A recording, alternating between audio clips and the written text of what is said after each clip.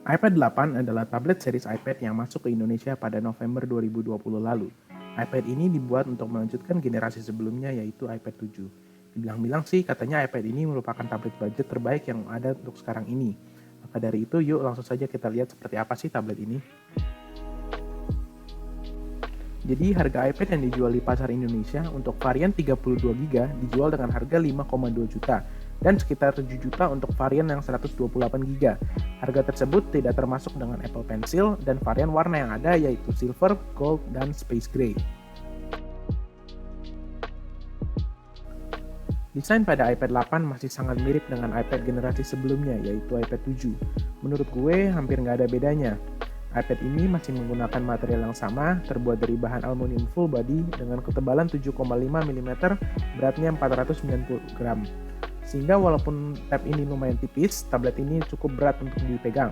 Karena desain yang sama, bagian depannya masih memiliki bezel yang sangat lebar.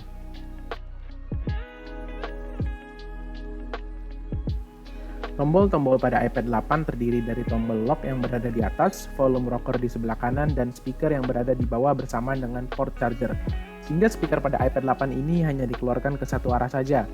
Terdapat 3,5 mm jack untuk earphone yang menurut gua masih merupakan hal yang baik untuk diletakkan di sebuah tablet.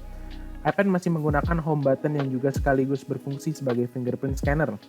iPad ini juga sudah dilengkapi dengan smart connector buat kalau misalkan mau beli case keyboard tambahan yang dijual terpisah.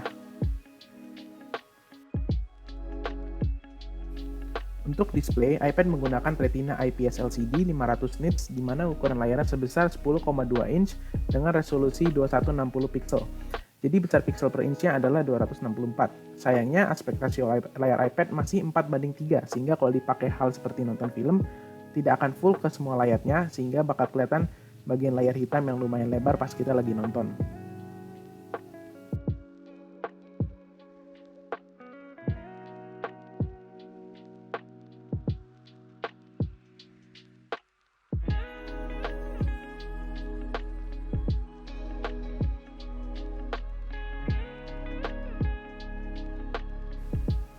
Dalam membeli sebuah tablet, kamera bukanlah aspek yang kita beri banyak harapan, sebab siapa sih yang memakai tablet untuk memfoto, tapi guna kamera pada tablet lebih banyak digunakan untuk scanning dokumen ataupun digunakan untuk video call. Kamera utama iPad menggunakan resolusi 8 megapiksel yang mampu merekam video pada 1080 pixel 30 fps. Sementara kamera depannya menggunakan kamera resolusi 1,2 megapiksel dengan kemampuan video 720 pixel 30 fps.